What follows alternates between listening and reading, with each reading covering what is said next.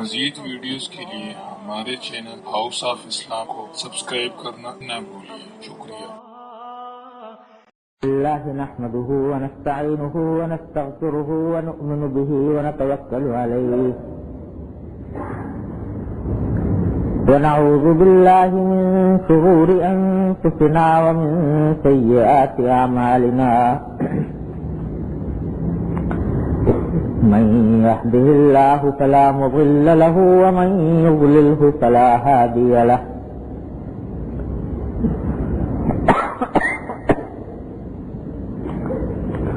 وأشهد أن لا إله إلا الله وحده لا شريك له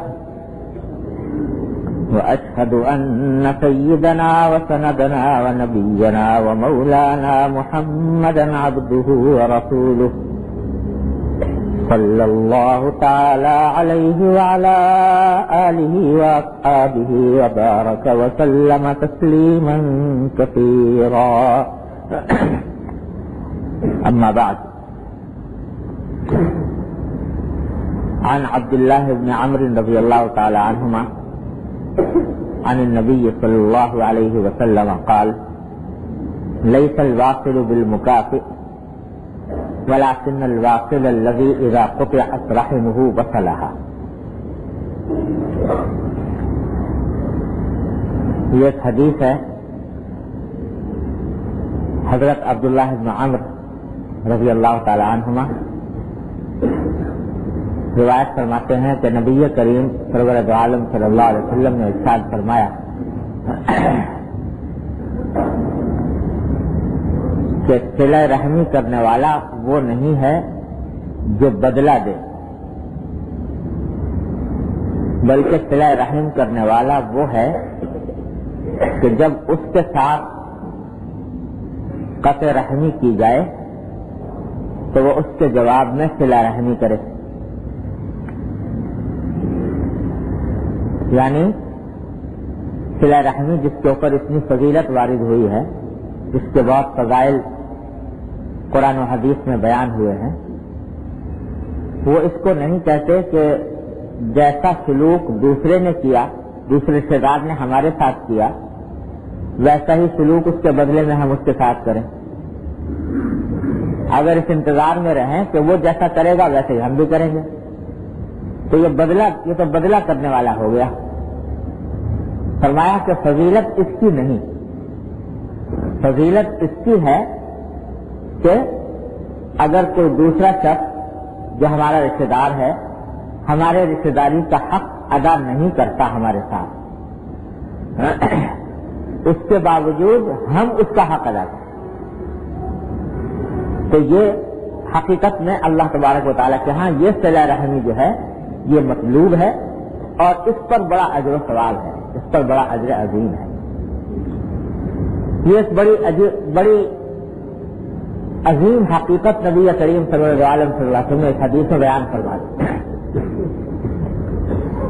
دیکھیے رشتے داروں کے ساتھ جو تعلقات ہوتے ہیں ان کے ساتھ اچھا معاملہ کرنا یہ تو تقریباً ہر معاشرے میں پایا جاتا ہے، کچھ نہ کچھ آدمی اپنے رشتے دار کے ساتھ دوسرے کے مقابلے میں کچھ زیادہ بہتر معاملہ کرتا ہے، بہتر سلوک کرتا ہے، لیکن سارا معاملہ اس کا ہے کہ کس نیت سے کر رہے ہیں۔ یہ جو اچھا سلوک کر رہے ہو کسی رشتے دار کے ساتھ یہ کس وجہ سے کر رہے ہو، کس نیت سے کر رہے ہو۔ اگر پیش نظر یہ ہے کہ بھئی ہم اس کے ساتھ اچھا سلوک کریں گے تو یہ بھی ہمارے ساتھ اچھا کرے گا، تو یہ تو بدلے کا انتظار ہو گیا۔ تو اس کا مقصد جو ہے وہ صرف دنیا ہی کے اندر بدلہ حاصل کر لینا ہے، لہذا دنیا میں بدلہ ملا یا نہ ملا، لیکن اجر و ثواب جو آخرت کا ہے وہ اس کے اوپر کما حقہ مرتب نہیں ہوتا۔ لیکن اگر اس لیے کر رہے ہو کہ یہ اللہ جل جلالہ نے مجھے حکم دیا کہ میں اپنے رشتے داروں سے حسن سلوک کروں، اور اس لیے کر رہے ہو کہ نبی کریم صلی اللہ علیہ وسلم کا حکم ہے اور آپ کی سنت ہے، اتباع سنت کی غرض سے کر رہے ہیں، تو پھر وہی عمل جو پہلے کرتے اب وہ ایک عظیم الشان اجر و ثواب کا سبب بن گیا. لیکن اس کی پہچان یہ ہے کہ جو عمل کر رہے ہو اس سے بے نیاز ہو کر کرو کہ دوسرا اس کا کیا بدلہ دیتا ہے.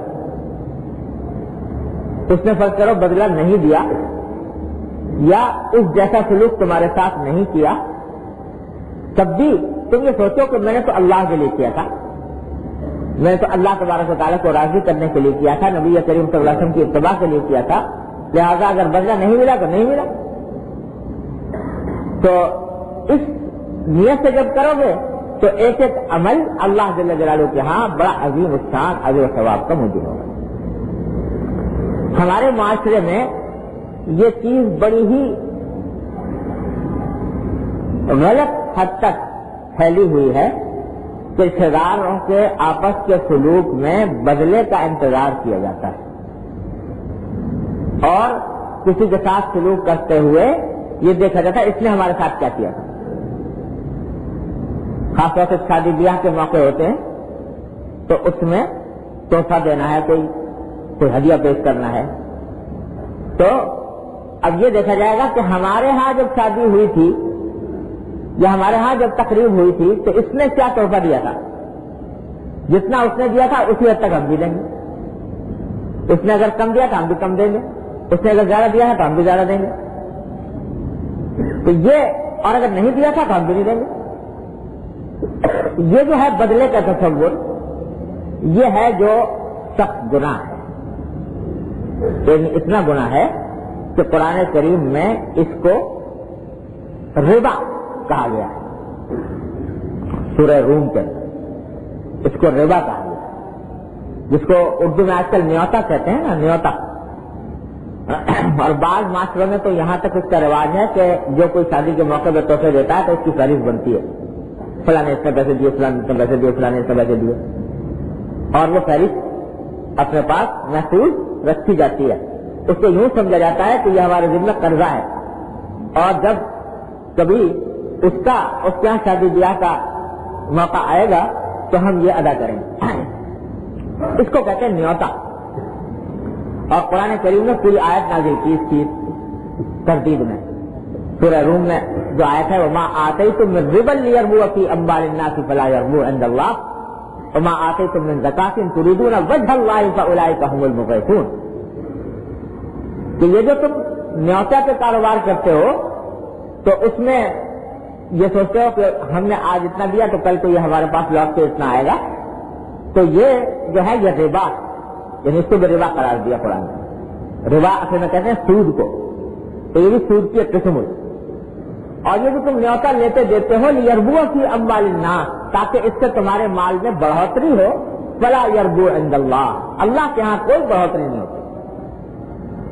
وما آتیتم من زکاۃ تریدون وجہ اللہ، اور جو زکات دیتے ہو تم اللہ کو کی رضامندی کی خاطر فاولئک هم المضعفون، ان کے اجر و ثواب میں کہیں سے کہیں اضافہ ہوتا چلا جاتا ہے. تو آیت پوری نازل کی. تو یہ جو ہے نیوتا کے کاروبار، اس کا کوئی تعلق صلہ رحمی سے نہیں، یہ محض ایک بناوٹی رسم ہے اور اس کا نتیجہ یہ ہے کہ نہ دینے والے کو کوئی دل سے دیتا ہے، نہ لینے والا اس کو اس جذبے سے لیتا ہے، بس ایک رسم ہے وہ پوری ہو رہی. جیسے اگر دیکھو تو کسی بھی مسلمان کو ہدیہ دینا اور خاص طور سے اپنے کسی رشتے دار کو دینا، یہ ایسا عمل ہے کہ جو اللہ تعالیٰ کو بڑا پسند ہے. حدیث میں نبی کریم صلی اللہ علیہ وسلم نے فرمایا کہ تہادو تحاببتم، کہ ایک دوسرے کو ہدیہ دیا کرو، آپس میں ایک دوسرے سے محبت پیدا ہوگی ہدیہ دینے کے نتیجے میں. لیکن ہدیہ اس کو کہتے ہیں جو دل سے دیا جائے. میرا دل چاہ رہا ہے کہ میں اپنے کسی بھائی کو کوئی تحفہ دوں اور میرے دل کا تقاضا ہے کہ میں یہ کام کروں، اور دوسرا بھی لے رہا ہے اس طرح سے لے رہا ہے کہ میرے بھائی نے مجھے محبت سے ایک چیز مجھے دی ہے کہ یہ بڑی فضیلت کی چیز ہے، بڑا اجر و ثواب ہے اس کو. جس طرح صدقے کا ثواب ہے اسی طرح عزیزوں اور رشتے داروں کو کچھ دینے دلانے کا بھی اسی طرح ثواب ہے. لیکن یہ اس وقت ہے جب کہ خوش دلی سے، اور جب یہ دل تو چاہ نہیں رہا، پیسوں کی گنجائش بھی کچھ کم ہے، دل بھی نہیں چاہ رہا، لیکن سوچتے ہیں کہ اگر نہیں دیں گے اس موقع پر تو ناک کٹ جائے گی، وہ دوسرا کیا سوچے گا، اور اگر نہ دیا تو برا مانے گا دوسرا آدمی. یہ سب رسم بن گئی، اس کا کوئی تعلق دین سے نہیں. تو یہاں یہ اچھی طرح سمجھ لیجئے کہ لوگ جو ہیں یہ شادی بیاہ یا تقریبات کے موقع پر جو لینا دینا ہوتا ہے اس میں بڑی افراط تفریط ہمارے یہاں پائی جاتی ہے. بعض لوگ تو کسی بدلے کی غرض سے لیتے دیتے ہیں جو ناجائز ہے. بعض لوگ رسم پوری کرنے کے لیے دیتے ہیں کہ اگر نہ دیا تو ناک کٹ جائے گی، یہ بھی جائز ہے. لیکن اگر کسی آدمی کے دل میں یہ خیال ہے کہ بھائی میرے بھائی اب اپنے کسی رشتے دار کے ہاں ایک خوشی ہے اور میرا دل چاہتا ہے جس موقع پر اس کو کوئی تحفہ دوں، اپنے دل کے دائیں سے، دل کے تقاضے سے دے، تو یہ اجر و ثواب ہے. بعض لوگ اس کو برا سمجھتے ہیں یہ چیز نہیں. اگر صحیح جذبے کے ساتھ دے رہا ہے تو اس میں نہ صرف یہ کہ کوئی مذائقہ نہیں بلکہ اجر و ثواب کی چیز. اصل بات یہ ہے دل ٹٹول کر دیکھو، دل چاہ رہا ہے دینے کا یہ نہیں چاہ رہا. اگر چاہ رہا ہے دو، نہیں چاہ رہا محض اس وجہ سے کہ ایک رسم ہے وہ پوری کرنی ہے تو مت دو. چاہے اگر کوئی ناک کٹتی ہے تو کٹ جائے، کوئی برا مانتا ہے تو مانا کرے، لیکن اس سے کوئی مانا نہیں کہ تم پیسے بھی خرچ کرے اپنے اور گناہ بھی مول لو. اپنی دنیا بھی خراب اور آخرت بھی خراب. دل سے تقاضا ہو دینے کا تو دو، اور دل سے تقاضا نہیں ہے تو مت دو. اور یہی وجہ ہے کہ ہمارے ہاں یہ رواج پڑا ہوا ہے کہ بھئی اگر کسی کو کوئی تحفہ ہدیہ دینے کو دل چاہا تو کہتے ہیں اٹھا کے رکھ لیا، بھائی جب اس کے ہاں کوئی تقریب ہوگی تو اس وقت دیں گے. تو مانا اس کی یہ ہوئے کہ دینا در حقیقت مقصود نہیں، نام کرنا مقصد، نام و نمود مقصد. یہ نام و نمود جو ہے یہ وہ چیز ہے جو دین کے کسی بھی گوشے میں جا کر فٹ نہیں ہوتی. اور اس سے ہٹ کر اگر نام و نمود سے ہٹ کر اپنے دل کے تقاضے سے، محبت سے، شوق سے کوئی کسی کے ساتھ معاملہ کرتے ہو تو وہ اللہ تبارک و تعالیٰ کو بڑا ہی پسند.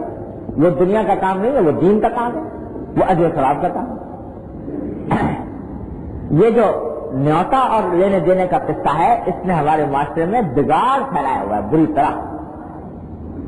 اور لوگ جو ہیں وہ اس کے ان رسموں میں اس طرح جکڑ گئے ہیں، بندھ گئے ہیں کہ اب بیچارہ کوئی غریب آدمی ہے، اس کے اندر استطاعت نہیں ہے کہ وہ کسی تقریب کے اندر کچھ دے سکے، لیکن مجبور ہے، معاشرے کے دباؤ سے مجبور ہے کہ وہ ضرور دے.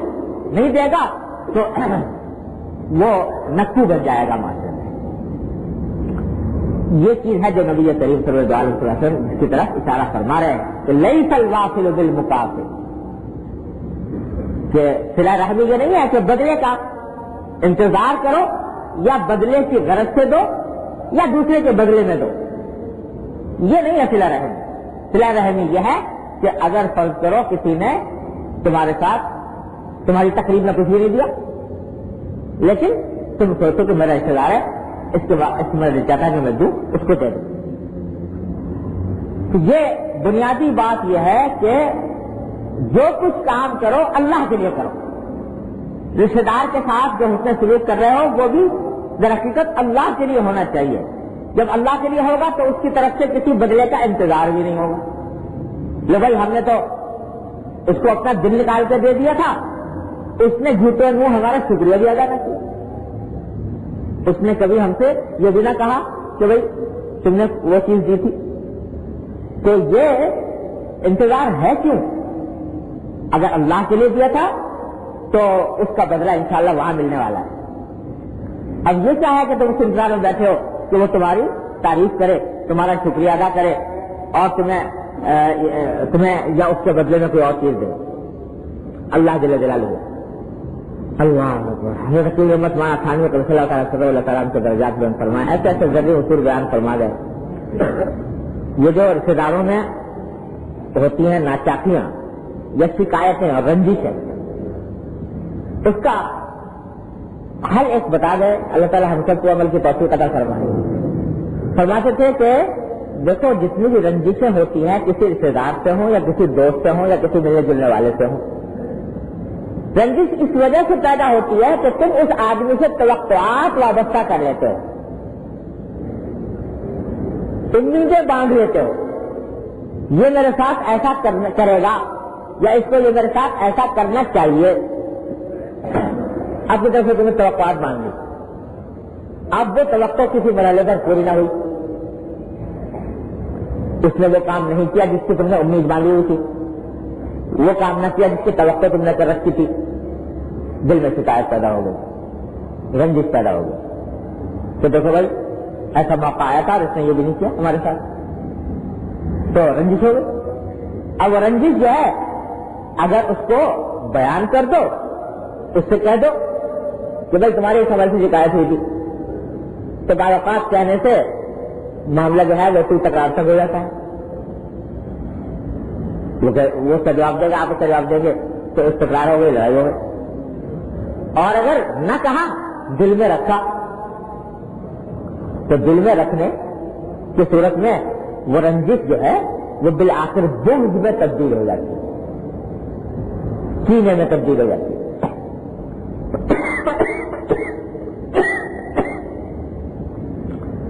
جو حرام ہے بالکل کینے میں تبدیل ہو جاتی ہے. کہنا بلکہ اچھا ہے, دل میں رکھنے کے مقابلے میں کہہ دینا اچھا ہوتا ہے تاکہ ایک مرتبہ دل کے بڑھاس سے نکل گئی. لیکن دل میں رکھ کے بیٹھ گئے اور دل میں ایک پھانس چبھ گئی اور اس کے بعد رفتہ رفتہ وہ پہاڑ بنتی چلی گئی, تو بہت سارا اس بہت کے نتیجے میں منافرتیں, عداوتیں, لڑائیاں, خدا جانے کیا کچھ ہوتا ہے. ساری بات کہاں سے چلی کہ تم نے توقعات باندھی. کس سے باندھی؟ رشتے دار سے, دوست سے, عزیز سے, ملنے جلنے والے سے. کون ہے یہ سب؟ یہ سب ہے مخلوق اللہ کی, اس سے توقعات باندھ رکھی. ارے توقع کسی مخلوق سے باندھو ہی نہیں, امید تو ایک ہی ذات سے رکھو, بس اسی سے امید رکھو. جو کچھ امید رکھنی ہے تو اللہ جل جلالہ سے رکھو, اور کسی سے امید باندھنے کی ضرورت ہی نہیں. تو جب کسی سے امید نہیں ہوگی, امید ہی کوئی نہیں, توقع ہی نہیں. جو توقع کوئی نہیں تو اگر وہ نہیں کرے گا تو دل میں کوئی شکایت بھی نہیں ہوگی, رنجش بھی نہیں آئے گی. سارا فساد جن سے پیدا ہوتا ہے کہ توقعات غیر اللہ سے ہم باندھ لیتے ہیں. اگر یہ توقع نہ ہو تو بس اللہ تبارک و تعالیٰ سے رکھو کہ یا اللہ جو کچھ کر رہا ہوں آپ کے لیے کر رہا ہوں, جو کچھ دیں گے آپ دیں گے. یہ مخلوق کیا آپ کی کر رکھتی ہے جو کوئی مجھے دے یا کہ میرے ساتھ کوئی معاملہ کرے, اللہ سے رابطہ رکھو تو انشاءاللہ کوئی رنجش بھی نہیں ہوگی. ساری شکایتیں, ساری منافرتیں, ساری اگر غور کرو سب کا خلاصہ یہ نظر آئے گا کہ توقع باندھ لی. اور جب توقع نہیں باندھی کسی سے اور اس سے کوئی اچھا معاملہ کیا تو دل خوش ہوگا, بھائی توقع تو کوئی تھی نہیں, خلاف توقع یہ معاملہ میرے ساتھ ہو گیا, تو اس کا دل میں خوشی ہوگی اور اللہ تعالیٰ کا شکر ادا ہوگا, اس کا احسان مان لو گا. اگر توقع نہیں رکھی اور کچھ نہ ہوا تو کوئی رنجش نہیں, ہو گیا تو دل میں خوشی ہے. یہ معاملہ اگر رکھو تو کبھی کوئی رنجش پیدا نہ ہو, کبھی کوئی شکایت پیدا نہ ہو. تو اس لیے ساری حقیقتیں ہیں جو نبی کریم صلی اللہ علیہ وسلم کے ارشاد سے نکل رہی ہیں کہ صلہ رحمی بدلے کا نام نہیں ہے. صلہ رحمی کیونکہ اللہ کے لیے ہے, رشتے دار کے لیے نہیں ہے, اللہ کے لیے. جب اللہ کے لیے تو چاہے وہ میرے ساتھ بدسلوکی کر رہا ہے تب بھی میں تو اللہ کو راضی کرنے کے لیے اپنی حد تک اس سے سلوک کروں. اللہ میرے حضرت والا حضرت صاحب صلی اللہ تعالیٰ کے درجات بلند فرمائے. ایک مرتبہ ان کے بہت قریبی رشتے دار حضرت کے قریبی رشتے دار اچانک آ گئے اور ابھی داخل ہوتے ہی بس برسنا شروع کر دیا حضرت پر. وہ حضرت کی شکل ایسی تھی کہ سب سارے لوگ عزت کرتے محبت کرتے اور یہاں تک کہ پڑوسی لوگ اغیار بالکل اجنبی لوگ وہ محبت اور عظمت سے پیش آتے تھے. ایسا آ گئے اور داخل ہوتے دروازے ہی سے انہوں نے برسنا شروع کر دیا اور ایسا ویسا برسنا لبادہ اور رکھا ہے دین کا اور لبادہ اور رکھا ہے فلسطین کا اور تمہارا حال یہ ہے خوب زور سے چلانا شروع کر. حضرت پتہ نہیں کیا ہو گیا. اب کوئی دوسرا ہو تو کتنا ہی آدمی تحمل کرے کچھ نہ کچھ تو منہ سے نکل ہی جاتا ہے, لیکن اللہ تبارک و تعالیٰ نے ایسا بتایا کہ نفس کو فنائی کر دیا تھا. تو جو بھی قصے آ رہے ہیں جب قریب آئے تو جا کے لپٹ گئے. بھائی کوئی مجھ سے غلطی ہو گئی ہوگی خدا کے لیے معاف کر, بھائی کوئی غلطی ہو گئی ہوگی خدا کے لیے مجھے معاف کر, بھائی کوئی غلطی ہو گئی وہ سیکھ رہے ہیں مسلسل اور یہ مسلسل غلطی ہو گئی ہوگی خدا کے لیے معاف کر. میں یہ پوچھا کہ بھائی آخر کس وجہ سے یہ مجھے سبب دے رہے ہو, کس وجہ سے مجھے ڈانٹ رہے ہو, آج کیوں میرے اوپر غصے ہو رہا ہو؟ کچھ نہیں, کیا کہ بس لبٹ کے جو غلطی ہوگی خدا کے لیے معاف کرو معاف کرو. اتنا کہا کتنا آخر آدمی دوسرا جو کب تک پانی نہیں ہوگا, یا اتنا کہا کہ یہاں تک کہ ان کی آواز ٹھنڈی ہوگی. تو فرمانے لگا کہ اگر میں جواب میں یہ جس طرح وہ کہہ رہے تھے ویسے میں بھی کہہ دیتا کوئی ایک آدھ جملہ تو اس کا نتیجہ یہ ہوتا کہ لڑائی ٹھن گئی تھی اور اس کے بعد پتا جانے بات کہاں تک پہنچتی. لیکن میرا کیا گیا, میں نے جا کے ان کو لپٹا لیا اور یہ کہہ دیا مجھے معاف کر دو, تو میرا کیا بھیٹی ہو گئی, کیا مجھے میرا نقصان ہو گیا؟ کچھ بھی نہ ہوا اور ایک بڑا فتنہ دب گیا, دب کے ختم ہو گیا. یہ ہے وہ بات جس کو قرآن کریم نے فرمایا. عجیب انداز سے کئی آیتیں اس میں بیان فرمائی قرآن کریم کہ ادفع باللتی ہی احسن السیئہ, کہ جو کوئی تمہارے ساتھ برائی کرے تو اس برائی کی مدافعت اچھائی سے کرو. اگرچہ حق تمہیں قرآن نے بھی دیا ہے کہ جتنی برائی دوسرے نے کی اتنی برائی تم بھی کر سکتے ہو, انتقام لے سکتے ہو, اجازت تو دی ہے, لیکن تلقین اس کی فرمائی کہ بجائے اس کے کہ برائی کا بدلہ برائی سے دو, جو تمہارے ساتھ برائی کر رہا ہے اس کی مدافعت کرو کیسے؟ اچھائی سے. اور دیکھو لفظ استعمال کیا ادفع باللتی ہی احسن, مدافعت, اپنا دفاع کرو کیسے؟ اچھائی سے. دفاع تو ہوتا ہے, دفاع اس کو کہتے ہیں کہ جیسا کوئی اگر مار رہا ہے تو میں بھی ماروں اس کو, یہ دفاع ہوا نا. لیکن قرآن کہتا ہے کہ نہیں, دفاع اس طرح کرو کہ دوسرا برائی کر رہا ہے تم اچھائی کرو. یہ ہے دفاع, مومن کا دفاع یہ ہے کہ اس پر اچھائی کرو. ادفع باللتی ہی احسن السیئہ, نتیجہ کیا ہوگا اس کا؟ قرآن کہتا ہے فَإِذَا الَّذِي بَيْنَكَ وَبَيْنَهُ عَدَاوَةٌ كَأَنَّهُ وَلِيٌّ حَمِيمٌ. اس کا نتیجہ یہ ہوگا کہ جس شخص کے ساتھ تمہاری دشمنی ہے, عداوت ہے, وہ ایسا ہو جائے گا جیسے تمہارا گہرا دوست, ایسا بن جائے گا. اگر تم نے برائی کا بدلہ اچھائی سے دیا تو جو جس کے ساتھ تمہاری عداوت ہے وہ تمہارا دوست بن جائے گا, دوست بھی گہرا دوست. لیکن ساتھ ہی آگے فرمایا قرآن نے کہ وَمَا يُلَقَّاهَا إِلَّا الَّذِينَ صَبَرُوا, لیکن یہ کام کہ برائی کا بدلہ اچھائی سے دے, یہ وہی دے سکتا ہے جس نے صبر کی عادت ڈالی ہو.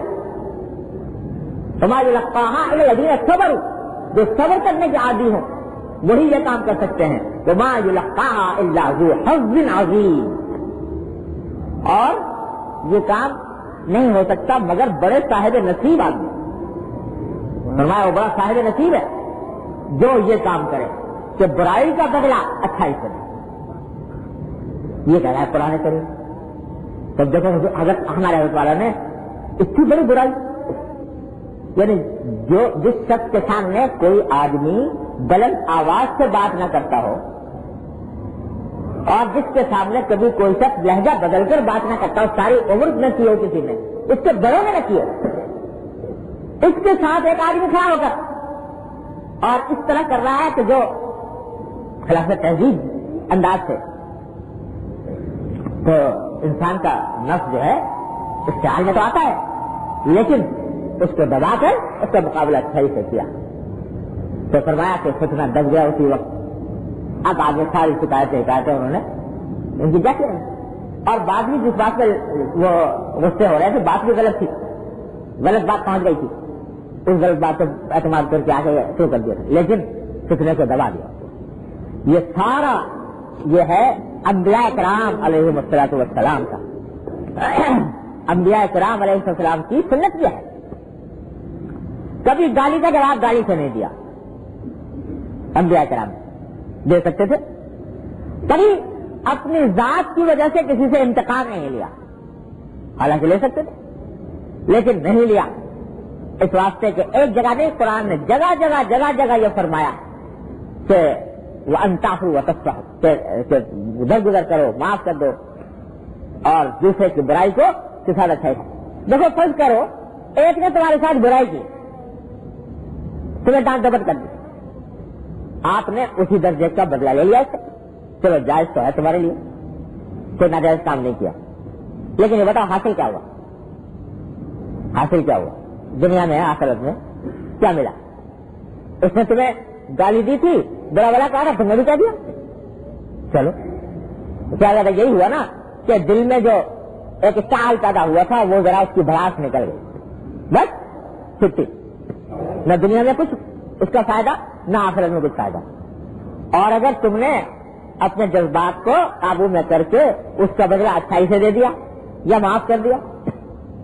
دنیا میں تو قرآن یہ کہتا ہے کہ انہ ولی حمید، آخر کار وہ آدمی تمہارا دوست نہ رہے گا جس کے ساتھ تم یہ معاملہ کرو. دنیا میں تو فائدہ یہ، آخرت میں فائدہ یہ ہے کہ اتنا بڑا اجر، کیونکہ قرآن کہہ رہا ہے کہ یہ کام پیدا ہوتا ہے صبر سے، اور صبر کے بارے میں قرآن نے فرمایا انما یوفی الصابرون اجرهم بغیر حساب، صبر کرنے والوں کا اجر بے حساب ہے. کسی نیکی کے بارے میں فرمایا اس کا اجر 10 گنا ملے گا، کسی کے بارے میں فرمایا 7 گنا ملے گا، کسی نے فرمایا 70 گنا ملے گا، کسی نے فرمایا 700 گنا ملے گا. صبر کے بارے میں فرمایا بے حساب ہے اجر اس کا، کوئی حساب ہی نہیں. تو اتنی سی بات ہے تو ذرا سا جذبات کو قابو کیا اور اس کے بدلے میں اتنا بے حساب اجر تم نے آخرت حاصل کر لیا اور دنیا میں کام نہ ہو ولی حمید. تو یہ بات، یہ نقطہ اگر اللہ تعالیٰ ہمارے دلوں میں بٹھا دے اور اس پر عمل کی توفیق عطا فرما دے تو جیسے کہاں رہیں جھگڑے اور کہاں رہیں خلا لڑائیاں، سب ختم ہو. تو ساری خرابی یہاں سے پیدا ہوتی ہے کہ توقعات وابستہ کر لی ہیں. اللہ ویسے ایک بات تو اور حضرت نے فرمائی، حضرت حکیم وقت نے فرمایا کہ دیکھو دنیا کے بارے میں ایک بات ذہن میں بٹھا لو، وہ ہے کہ یہ دنیا جو ہے نا اس کا ایک نام ہے دار المحن. دنیا کے بہت سارے نام ہیں، ان میں سے ایک ہے دار المحن، یعنی محنتوں کا.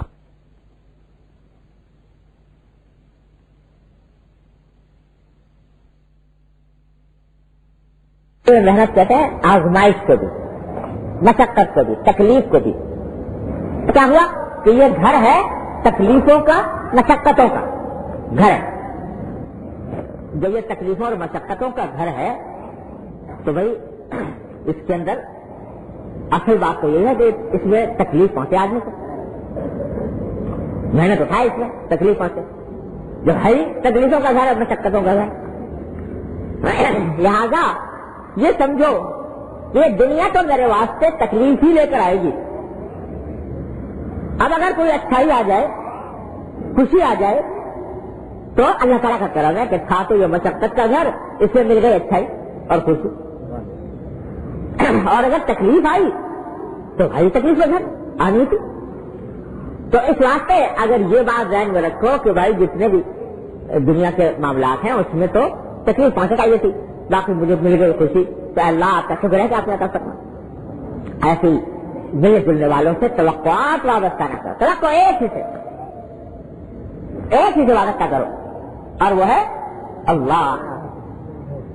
دیکھو حضور نبی کریم صلی اللہ علیہ وسلم کے صحابہ کرام کا حال ہر مسلمان جانتا ہے.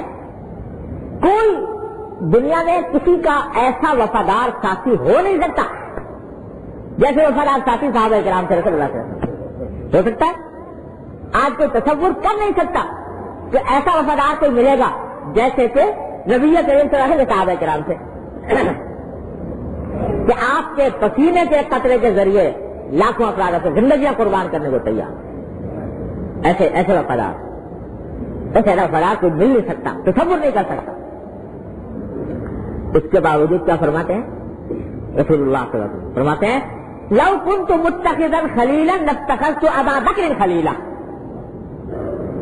کہ اگر میں اس دنیا میں کسی کو اپنا دوست بناتا، خلیل کے معنی دوست، اگر میں کسی کو اپنا دوست بناتا تو ابو بکر کو بناتا.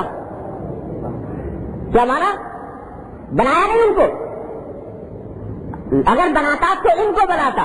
مانا کہ میں دنیا میں کسی کو خلیل بنایا ہی نہیں. خلیل تو ایک ہی ہے اور وہ ہے اللہ. خلیل کی کیا مانا ہے؟ کہ ایسی محبت کسی کے ساتھ ہو جائے جو دوسرے سے انسان کو بے نیاز کر دے، بے نیاز کر دے، اس کو خلیل کہتے ہیں. تو باوجود اس میں وفادار، اتنے جانکار ساتھیوں کے توقعات ان سے وابستہ نہیں ہے، توقع اللہ سے وابستہ ہے، اللہ تبارک و تعالیٰ. اس واسطے فرماتے ہیں کہ بھائی رشتے دار ہوں، دوست ہوں، ملنے جلنے والے ہوں، توقعات ان سے وابستہ نہ کرو. جو کچھ ان کے ساتھ کرو وہ بدلے کی غرض سے نہ کرو، اللہ کو راضی کرنے کے لیے کرو. جو کچھ کرو گے انشاءاللہ ایک پیسہ بھی خرچ کرو گے اس کا اجر ملے گا، اور ذرا سی ہمدردی کرو گے اس کا اجر ملے گا. بدلے کے انتظار میں نہ رہو. یہ مانا ہے حدیث مبارک کے. اللہ تعالیٰ اپنے رحمت سے، اپنے فضل و کرم سے ہمیں اس کی حقیقت ہمارے دلوں میں پیدا فرما دے، ہماری زندگیوں کو اس کے مطابق بنا دے. اگر اس کے اوپر عمل ہو جائے تو ہمارے گھروں کے سارے قضیے، قصے، تنازع سب مٹ جائیں. اگر یہ ایک حدیث پر عمل کرے اللہ تعالیٰ کے رحمت سے توفیق پیدا فرما. اگلی حدیث ہے حضرت ابو بکر رضی اللہ تعالیٰ عنہ کی. وہ فرماتے ہیں کہ رسول اللہ صلی اللہ علیہ وسلم نے ارشاد فرمایا کہ کوئی گناہ ایسا نہیں ہے جس کا بدلہ دنیا میں بھی دیا جائے اور آخرت میں بھی دیا جائے سوائے قطع رحمی کے گناہ. اور گناہ جو ہے نا ان کا بدلہ کہاں ملے گا؟ سزا ہوگی آخرت میں. آخرت میں اس کا گناہ ملے گا جو کچھ ملے گا. لیکن یہ دو گناہ فرمائے اس حدیث میں، ایک ظلم، کسی بھی انسان پر ظلم، اور دوسرے قطع رحمی. یہ دو گناہ ایسے ہیں کہ ان کا نقد بدلہ دنیا میں بھی ملتا ہے، نقد سزا دنیا میں بھی ملتی ہے اور آخرت میں تو ملنی ہی ہے. اللہ بچائے، دنیا کے اندر بھی اور آخرت میں دونوں جگہ ملتی ہے سزا. تو اللہ بچائے، ایک تو ظلم سے بچو، کسی بھی معاملے میں کسی کے ساتھ ظلم زیادتی نہ ہو، اور دوسرے قطع رحم سے بچو، دنیا ہی کے اندر دکھا دیا جاتا ہے. اللہ بچائے، آخرت تو ہے. اب یہ سمجھ لو کہ قطع رحمی کیا ہے اور صلہ رحمی کیا ہے. صلہ رحمی کے معنی یہ نہیں ہے کہ ہر ایک رشتے دار کے ساتھ بے تکلفی کے تعلقات ہوں، ہنسنا بولنا ہو، اٹھنا بیٹھنا ہو. یہ کوئی ضروری نہیں صلہ رحمی کے لیے. صلہ رحمی کے لیے بنیادی بات یہ ہے کہ آدمی اس کے دکھ درد میں شریک ہو، اس کے دکھ کو اپنا دکھ سمجھے، اس کی خوشی کو اپنی خوشی سمجھے، اس کی خیر خواہی کا موقع آئے تو خیر خواہی اس کی کرے، ملاقات ہو تو اس کا اکرام کرے. یہ ہے. اور اگر وہ کسی تکلیف میں یا ضرورت میں ہے تو اس کی ضرورت پوری کرے. اور قطع رحمی یہ ہے کہ ہم نے طے کر لیا کہ بھائی اس سے تو ملنا نہیں ہے، کچھ ہو جائے اس سے نہ بات چیت ہوگی، نہ سلام دعا ہوگی، نہ کبھی اس کے گھر جائیں گے، نہ کبھی اس کو اپنے گھر بلائیں گے. یہ ہے قطع رحمی. لیکن اگر فرض کرو بہت سے رشتے دار ایسے ہوتے ہیں کہ خاص طور سے آج کی مصروف زندگی میں کہ بعض اوقات سال گزر جاتے ہیں، کبھی ملنے کی نوبت نہیں آتی، یہ اپنے کام میں لگا ہوا ہے، وہ اپنے کام میں لگا ہوا ہے، وقت نہیں ملتا جانے کا، تو محض اتنی بات سے قطع رحمی نہیں ہوتی، اپنے دل میں خیال ہے کہ جب کوئی موقع ہوگا ملیں گے، اگر کوئی موقع آئے گا تو ہمدردی، اس کے ساتھ ہمدردی خیرخواہی کا جو معاملہ ہے وہ کر لیں گے. لیکن اتفاقاً ایسا ہوا کہ مدتوں ملاقات نہیں ہوئی، یا ملاقات ہوئی تو کسی آدمی کے ساتھ طبیعت پوری طرح نہیں ملتی، طبیعت کھلتی نہیں اس کے ساتھ، تو بہت زیادہ دل نہیں چاہتا، اسلام دعا ہوئی بس رخصت ہو گئے. یہ کوئی قطع رحمی نہیں ہے. قطع رحمی یہ ہے کہ آپ نے یہ طے کر لیا کہ اس کے ساتھ ملنا نہیں اور اس کے ساتھ بات چیت نہیں، اگر آئے گا نہیں تو بات چیت نہیں کریں گے. یہ ہے قطع رحمی جس کے اوپر اتنا وبال بیان کیا گیا ہے کہ دنیا میں بھی اس کا وبال ہے اور آخرت میں بھی ہے. اللہ بتائے. صلہ رحمی یہ ہے کہ وقت پر اس کے کام آ جاؤ، اس کے ساتھ اس کی دل جوئی کی کوشش کرو، اس کو خوش کرنے کی کوشش کرو، یہ صلہ رحمی. یہاں ایک بات اور عرض کر دوں جو ہمارے زمانے میں خاصی اہمیت اختیار کر گئی، وہ یہ ہے کہ بہت سے لوگ جو ہیں ان کو تو صلہ رحمی کا خیال آتا ہی نہیں. جن کو آتا ہے صلہ رحمی کا خیال تو بعض اوقات حد سے زیادہ آ جاتا ہے. کیا مانا کہ صلہ رحمی میں یہ بات بھی شامل سمجھتے ہیں کہ دوسرے رشتے دار کی خاطر خود گناہ میں مبتلا ہو جائے. تو صلہ رحمی کا مطلب یہ نہیں ہے کہ اس کو راضی کر کے اللہ کو ناراض کر دو. یعنی بعض اوقات ایسا ہوتا ہے کہ کوئی رشتے دار آپ کو کسی گناہ میں مبتلا کرنا چاہتا ہے، آپ سوچتے ہیں اگر میں انکار کر دوں گا اس کا دل ٹوٹے گا، تو لوگ سمجھتے ہیں بعض لوگ کہ بھائی دل شکنی بری بات ہے، چلو کر لو، یہ کام بھی کر لو. تو یہ بات صحیح نہیں. اس واسطے کہ جہاں صلہ رحمی بتائی ہے اللہ نے، اللہ کے رسول صلی اللہ علیہ وسلم نے وہاں ایک اصول اور بتا دیا ہے. وہ کیا؟ کہ لا طاعت لمخلوق فی معصیت الخالق. اللہ کی نافرمانی کر کے کسی بھی مخلوق کی اطاعت جائز نہیں. یعنی جو کام اللہ کو ناراض کرنے والا ہو، اللہ کی نافرمانی کا کام ہو، وہ خاص کتنا ہی قریبی آدمی کہے تو وہاں اس کی اطاعت نہیں. اب بہت سے لوگ ایسے ہوتے ہیں کہتے ہیں بھائی دیکھو یہ کیا کریں، اب ہمارا وہ رشتے دار ہے، اگر ہم اس گناہ میں اس کے ساتھ شریک نہ ہوئے تو کیا ہوگا، اس کی دل شکنی ہوگی. تو بھائی اس دل شکنی سے آپ مکلف نہیں. اگر دین شکنی کے ذریعے آپ کسی کی دل جوئی کرنا چاہیں تو اس کی اجازت نہیں. دین شکنی جو ہے یہ زیادہ بری بات ہے بنسبت دل شکنی کے.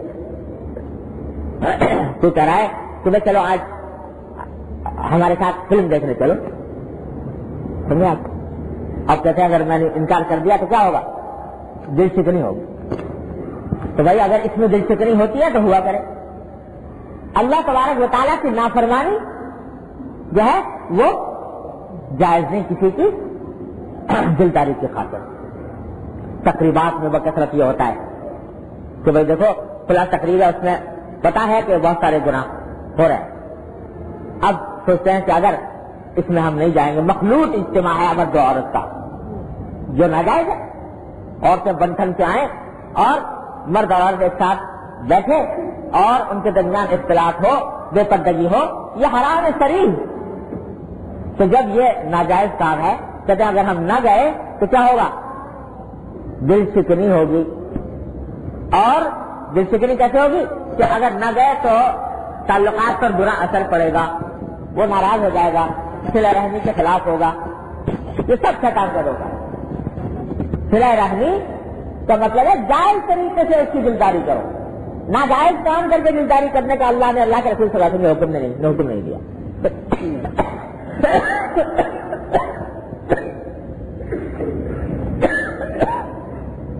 حد ہے کہاں تک جاؤ گے، دوسرے کی دلداری کے لیے کہاں تک جاؤ گے. دوسرے کی دلداری کے لیے بعض اوقات شریعت نے یہاں تک کہا ہے کہ بے چورے مستحبات چھوڑ دو. دوسرے کی دلداری کے لیے بعض اوقات مکروہ تنزیہی تک کا ارتکاب کو درست قرار دے دیا گیا. یہاں تک کہہ دیا کہ نفلی روزہ رکھا ہوا ہے, دوسرے آدمی نے دعوت کی, توڑ دو روزہ, نفلی روزہ توڑ دو اس کی دلداری کے خاطر, یہاں تک کہہ دیا. لیکن گناہ کرو, اللہ کو ناراض کرو, اللہ کی نافرمانی کرو دوسرے کے کہنے کی بنیاد پر, اس کا کوئی جواز نہیں, اس کا کوئی مطلب نہیں. تو اس واسطے یہاں بھی وہی بات آ جاتی ہے جو بار بار آپ حضرات پیش کرتے رہتا ہوں کہ دین نام ہے حدود کی فہم کا. حدود اللہ, فی کا حدود اللہ, فی کا حدود اللہ, سارا قرآن بھرا ہوا. اللہ نے حدود مقرر, کس چیز کی حد کہاں تک ہے اس حد تک جاؤ, اس سے آگے مت کرو. یہ حدود پہچاننا یہ بغیر صحبت سے نہیں ہوتا, یہ محض کتاب پڑھنے سے نہیں آتا, یہ محض تقریر سن لینے سے نہیں ہوتا, یہ صحبت سے ہوتا ہے کہ کس موقع پر کیا موقع اختیار کرنا چاہیے. پھر ایک بات یہ بتا دوں, نافرمانی میں شرکت تو ہے جائز نہیں, لیکن شرکت نہ کرنے کا کیا طریقہ اختیار کریں. ایک صورت یہ ہے کہ پتھر سے اس مار دو اس کو کہ بھائی تم یہ قادر ہو, تم نے یہ حرکت کی ہے, یہ ہم تمہارا شریک ہے. ایک طریقہ یہ ہے, اور ایک طریقہ یہ ہے کہ اس کو نرمی سے, محبت سے, پیار سے سمجھا دو. کس وقت کیا موقع اختیار کرے آدمی, کہاں سختی کرے کہاں نرمی کرے, کس درجے تک جائے, کس حد تک, یہ معاملہ ہے تلک حدود اللہ. اور یہی پل صراط ہے, تلوار سے تیز اور بال سے باریک. لہذا یہ بات جو ہے اس میں ضرورت ہوتی ہے کسی رہنما, پوچھنا پڑتا ہے کس موقع میں کیا کروں, کس حد تک جاؤں. بہت ساری باتیں دیکھنی پڑتی ہیں. بعض اوقات ایسا بھی ہوتا ہے کہ کسی ایک عمل سے بعض اوقات اس سے زیادہ کچھ خرابی پیدا ہونے کا اندیشہ ہوتا ہے. اسے تو رہنما بتا دیتا ہے کہ بھائی دو خرابیاں ہیں, ان میں سے ایک بڑی یہ ہے, ایک چھوٹی ہے, چھوٹی اختیار کر لو, بڑی کو کرو. تو اس واسطے جس میں کوئی دو چار کر کے دو ٹوک اصول نہیں بتایا جا سکتا, یہ ہر معاملے میں دیکھنا پڑتا ہے. اور یہ چیز دین کی سمجھ سے پیدا ہوتی ہے, اور سمجھ آتی ہے بزرگوں کی صحبت, بغیر صحبت کے یہ سمجھ آتی نہیں. اس کی فکر کرنی چاہیے. اسی لیے ہم نے عرض کر دیا کہ حتی الامکان صلہ رحمی کرو جب تک کہ معصیت کا ارتکاب لازم نہ آئے, نافرمانی کا ارتکاب آئے. اب بدلے کی فکر چھوڑو, اللہ کو راضی کرنے کی فکر کرو. اللہ تبارک و تعالیٰ آپ کی رحمت سے مجھے آپ کو سب کو صلہ رحمی کی حقیقت پر عمل سے تفصیل بتا دیں. جی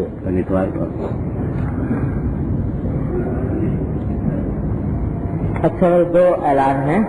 ایک تو یہ ہے کہ کل انشاءاللہ بروز پیر اشرف کمیونٹی سینٹر ناظم آباد میں نماز مغرب کے بعد مولانا مفتی عبدالرؤف صاحب بیان فرمائیں گے. خواتین کے لیے بھی انتظام ہے, جو اگر آپ شریک ہونا چاہیں تو وہاں پر جا سکتے ہیں. کل بروز پیر اشرف کمیونٹی سینٹر میں نماز مغرب کے بعد.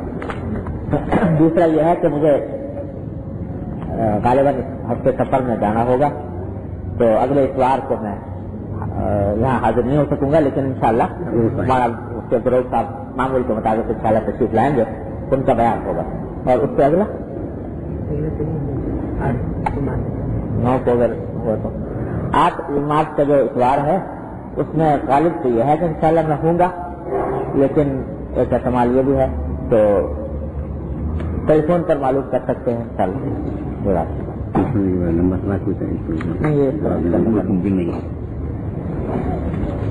اللهم صل على سيدنا محمد. ربنا ظلمنا انفسنا وان لم تغفر لنا وترحمنا لنكونن من الخاسرين. ربنا آتنا في الدنيا حسنة وفي الآخرة حسنة وقنا عذاب النار. اللهم إنا نسألك التوفيق لمحاسنك الأعمال وصدق التوكل عليك وحسن الظن بك. اللهم وفقنا لما تحب وترضى من القول والفعل والعمل والنية والهدي, إنك على كل شيء قدير. يا الله بفضلك ورحمتك ہمارے تمام گناہوں کو معاف کرنا. یا اللہ برحمتك ہمارے تمام چھوٹے بڑے اگلے پچھلے خفیہ علانیہ ہر طرح کے گناہوں کو معاف کرنا. مزید ویڈیوز کے لیے ہمارے چینل ہاؤس آف اسلام کو سبسکرائب کرنا نہ بھولیے۔ شکریہ۔